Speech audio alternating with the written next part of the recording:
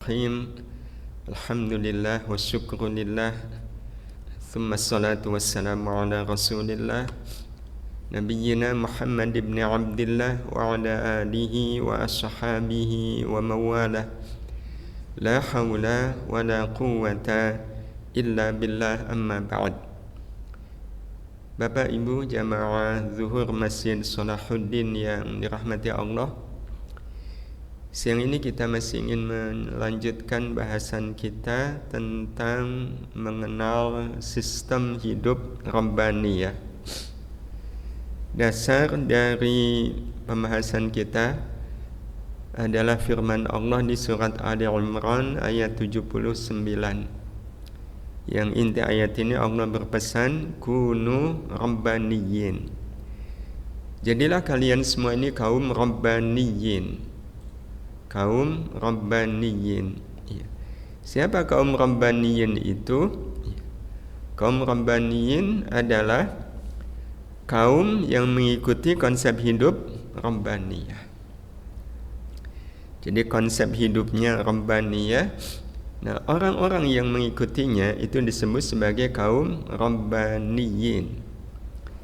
Nah, karena Allah menyuruh kita untuk menjadi kaum Rabbaniyin, maka memang tidak ada pilihan bagi kita untuk betul-betul mengikuti sistem hidup Rabbaniyah ini. Nah, seperti apa sistem hidup Rabbaniyah itu? Allah Subhanahu wa ta'ala membagi hidup ini dalam dua sisi. Hanya dua sisi, dan inilah yang menyebabkan hidup itu sederhana. Hidup itu tidak rumit. Yang membuat kita rumit adalah karena kita membagi hidup ini dengan sekian banyak sisi. Cukup dua sisi yang Allah hadirkan dalam hidup kita. Dua sisi itu, yang pertama adalah takdir, dan sisi yang kedua adalah hukum. Itulah dua sisi yang ada dalam sistem Rabbaniyah. Allah sudah menciptakan mekanisme takdir dalam hidup. Bukti bahwa Allah sudah menciptakan mekanisme takdir dalam hidup kita adalah fakta bahwa hidup kita ditentukan oleh takdir. Hidup kita ini sepenuhnya ada dalam genggaman takdir Allah. Bapak Ibu, boleh nggak kita berharap naik pangkat? Boleh. Tapi yang menentukan naik atau tidaknya pangkat kita, takdir. Ada banyak contoh orang yang sudah memenuhi segala macam syarat untuk bisa naik pangkat. Tetapi ketika Allah mentakdirkan belum, ada saja caranya tidak jadi naik pangkat. Kita pengen hadir dalam satu acara, tapi kan sering kita tidak bisa hadir. Dan ketika tidak bisa hadir, apa bahasa kita? Saya sebenarnya pengen sekali hadir di acara itu, tapi qadarullah. Kan itu sudah menjadi bahasa kita, dan itu bahasa seorang Rabbaniyin. Qadarullah, ini ada tamu jauh, keluarga jauh datang ke rumah. Saya nggak mungkin meninggalkan mereka. Minta maaf ya kalau saya tidak bisa hadir. Qadarullah, ada tamu. Itu kan takdir kedatangan tamu. Jadi hidup kita ini sepenuhnya ada dalam genggaman takdir Allah Subhanahu wa ta'ala. Boleh saja semua orang ingin menjatuhkan kita, ingin merendahkan kita. Tapi kalau Allah Subhanahu wa ta'ala berencana lain, bisa nggak malah yang sebaliknya terjadi? Saya kira Bapak Ibu sudah membaca medsos bagaimana seorang yang amat sangat sederhana, penjual es gabus, Pak Sudrajat, itu kan beliau seolah disepelekan, bahkan difitnah. Jual es yang mengandung bahan yang berbahaya. Sehingga beliau sempat ditahan gitu, karena tuduhan itu. Apakah beliau jadi rendah? Allah punya rencana tersendiri. Itulah cara Allah Subhanahu wa taala memberikan takdir yang terbaik untuk beliau. Ternyata jualan es beliau itu betul-betul bahannya tidak berbahaya. Makanya banyak orang yang bersimpati. Ada yang ngasih hadiah motor, ada yang ngasih modal. Kayaknya nanti juga ada yang ngasih hadiah umrah nih sama beliau. Hadirin hadirah yang dirahmati Allah Subhanahu wa taala. Itulah yang namanya takdir, sepenuhnya ada dalam genggaman Allah. Nah, yang kedua, yang kita juga tidak bisa mengelak dalam hidup ini adalah menjalani hukum. Allah punya hukum, dan siapapun kita nggak bisa lepas dari hukum Allah Subhanahu wa taala. Nah, kalau bicara soal hukum, nanti ada perintah, ada larangan. Bisakah kita lepas dari perintah Allah? Bisa, tapi semua orang akan tahu apa akibatnya. Semua orang bisa saja melanggar larangan Allah, tapi semua orang juga akan tahu apa akibatnya. Tidak hanya di dunia, tidak hanya di akhirat, tapi juga sudah di dunia. Tidak hanya di dunia, tapi juga nanti di akhirat. Ngegosip itu larangan Allah. Cobalah kalau seandainya ada orang yang gemar ngegosip, itu pandangan orang ke dia rendah. Begitulah memang Allah Subhanahu wa taala sudah menciptakan sistem dalam hidup. Dan tentu saja semua kita ingin sepenuhnya berada dalam sistem Rabbaniyah. Ini betul-betul masuk dalam sistem Rabbaniyah. Nah, yang kemarin kita sudah sampaikan adalah masuk dalam sistem Rabbaniyah dalam urusan takdir. Walaupun dalam urusan takdir ini manusia terbagi menjadi dua. Ada yang ikut sistem dan ada yang menyalahi sistem.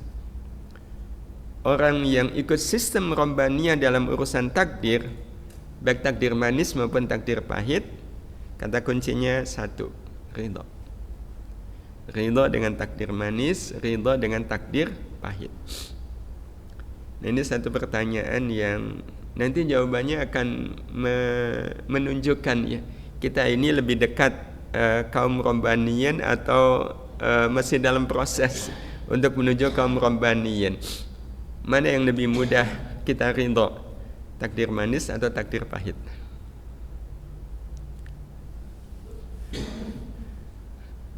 Kalau nggak ada jawaban, umumnya orang deh.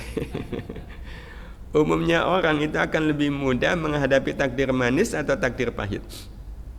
Manis ya. Ya manis lah, kalau manisnya ridho. Ya, itu umumnya orang.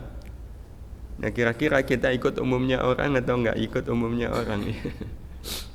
Kaum Rabbaniyin akan merasakan lebih berat ridho di dalam takdir manis melebihi ridho menghadapi takdir pahit.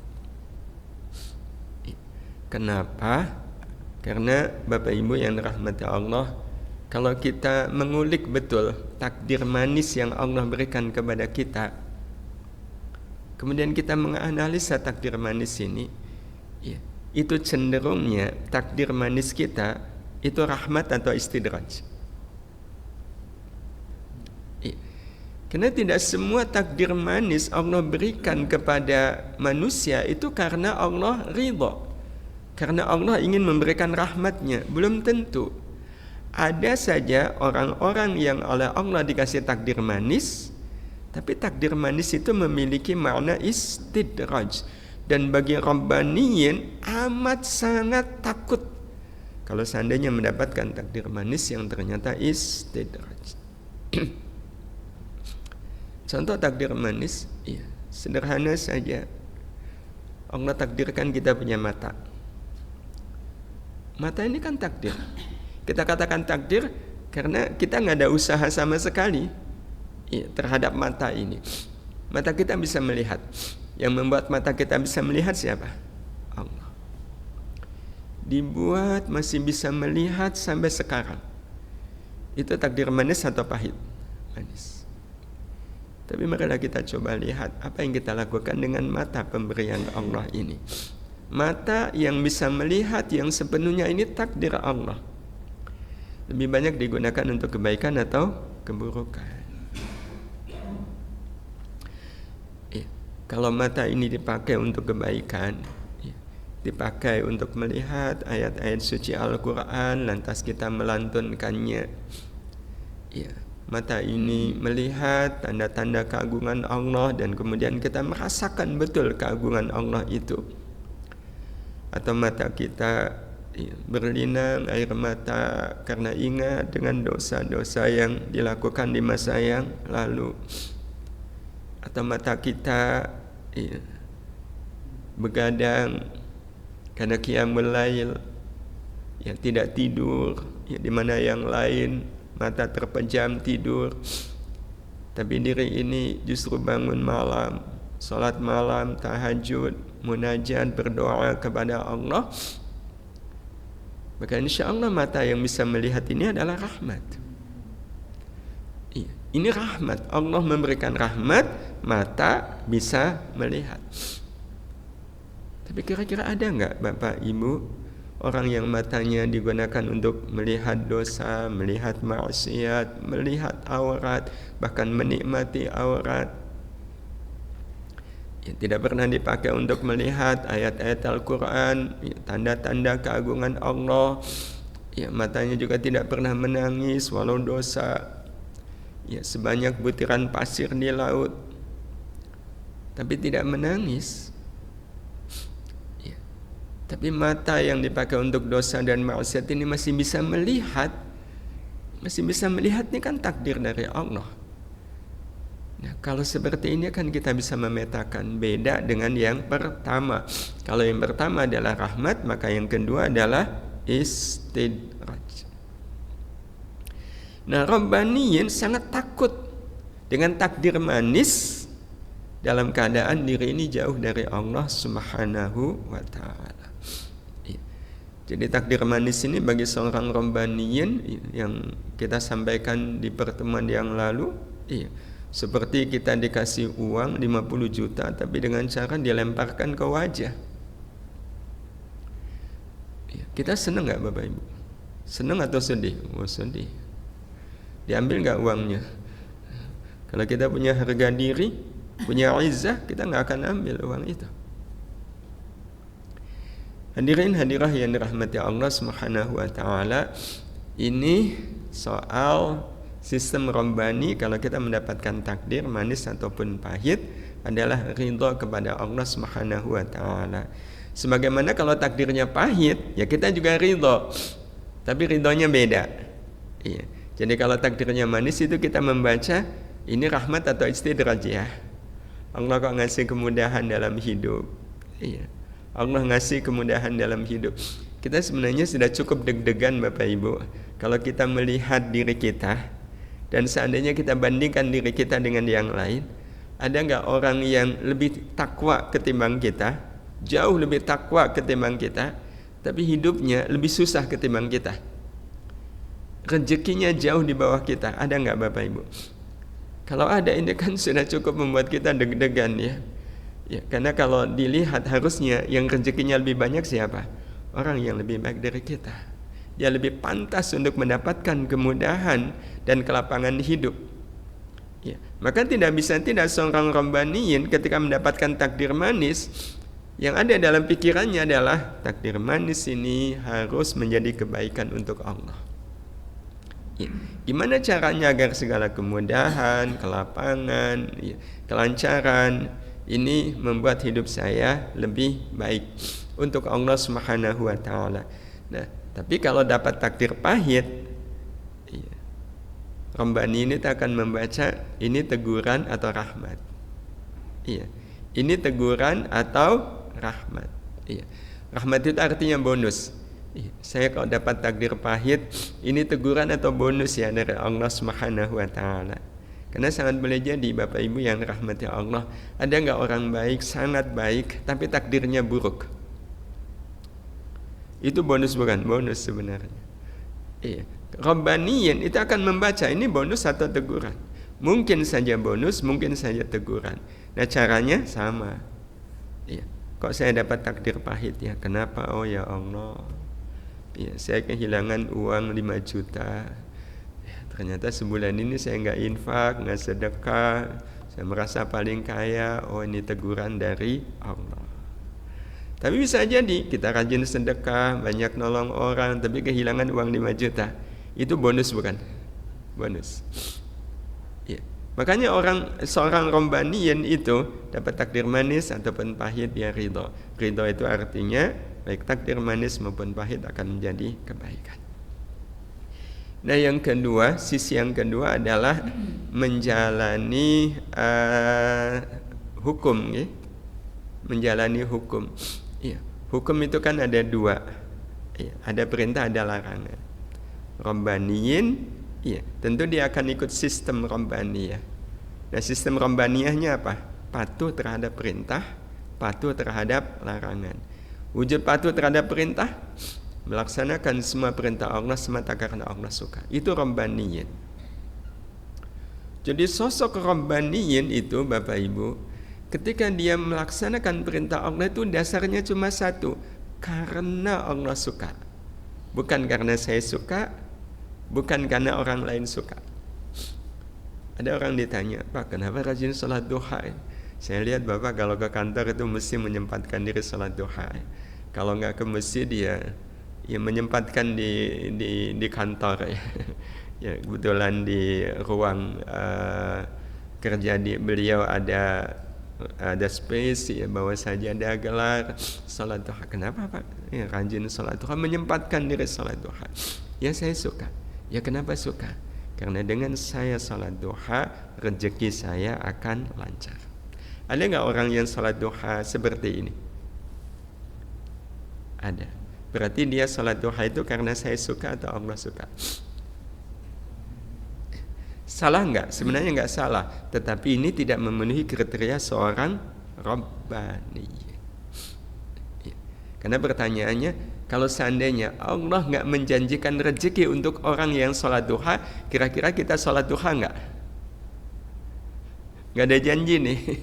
Enggak ada janji, enggak ada fadilah, enggak ada keutamaan sholat duha itu melancarkan rezeki. Kalau Rabbaniyin ya tetap. Kenapa? Karena tujuan saya sholat duha adalah melakukan yang Allah suka. Bahwa Allah menjanjikan rezeki untuk orang yang rajin sholat duha, bagi seorang Rabbaniyin dia punya mindsetnya ini berarti tanda Allah sangat suka kalau saya sholat duha. Bukti Allah sangat suka, Allah sampai menjanjikan rezeki yang banyak untuk orang yang rajin sholat duha. Jadi rezeki itu isyarat saja, tanda saja bahwa Allah sangat suka dengan salat duha. Itu Rabbaniyin, patuhnya kepada perintah Allah semata karena Allah suka dengan cara yang paling Allah suka. Tentu dengan cara yang paling Allah suka. Rasanya Rabbaniyin gak mungkin baca Quran, kan baca Quran Allah suka, tapi caranya sambil tiduran, satu kakinya diangkat. Iya sih, baca Qur'annya itu menunjukkan amal yang disukai oleh Allah, tapi kan caranya cara yang tidak disukai oleh Allah Subhanahu wa taala. Jadi soal cara juga akan dicari mana yang Allah suka.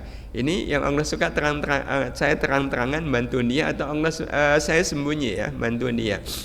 Kayaknya Allah suka kalau saya sembunyi, ya udah, pokoknya yang penting Allah suka dengan hati yang sangat suka.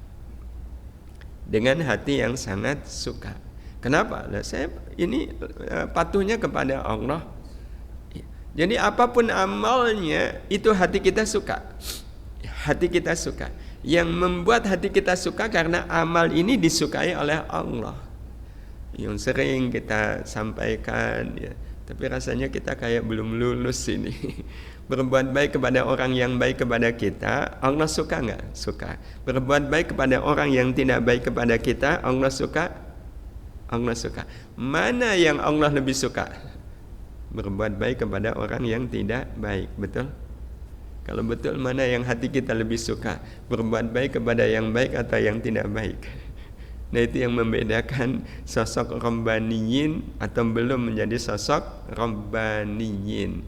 Dan yang terakhir, Rabbaniyin itu ketika patuh kepada perintah Allah hanya mengharap yang Allah suka.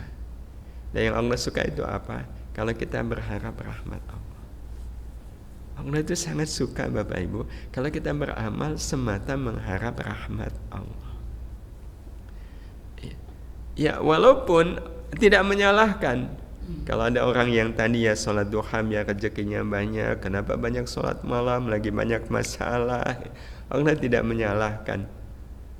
Tapi Allah jauh lebih suka kalau kita beramal itu semata mengharap rahmat Allah subhanahu wa ta'ala. Termasuk yang terakhir, perintah patuh terhadap larangan Allah, kriterianya ya, yang pertama memandang larangan Allah sebagai wujud rahmat dan kasih sayang. Allah melarang gosip itu kita merasakan ini rahmat Allah. Jadi nggak ada pikiran kenapa sih yang enak-enak dilarang, yang nggak enak malah disuruh. Ya, memberikan yang terbaik dari yang kita miliki kan nggak enak. Kenapa malah disuruh? Pelit yang rasanya enak kan? Pelit itu enak nggak Pak? Enak, hartanya nggak berkurang. Iya. Tapi kita suka dengan pelit. Hadirin hadirah yang dirahmati Allah, ini Rabbaniyin. Yang kedua, meninggalkan semua larangan Allah semata karena Allah nggak suka. Iya. Jadi kenapa nggak suka gosip? Ya karena Allah nggak suka. Masa saya melakukan yang Allah nggak suka? Jadi dasarnya juga bukan karena saya nggak suka, bukan. Tapi betul-betul karena Allah tidak suka melakukan amal ini, maka saya memilih untuk tidak melakukannya. Itu Rabbaniyin.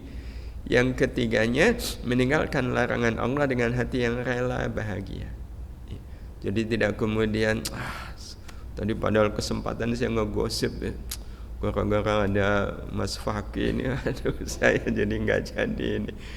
Nah, itu berarti bukan sosok Rabbaniyin. Dan yang terakhir sama, hanya mengharap yang Allah suka.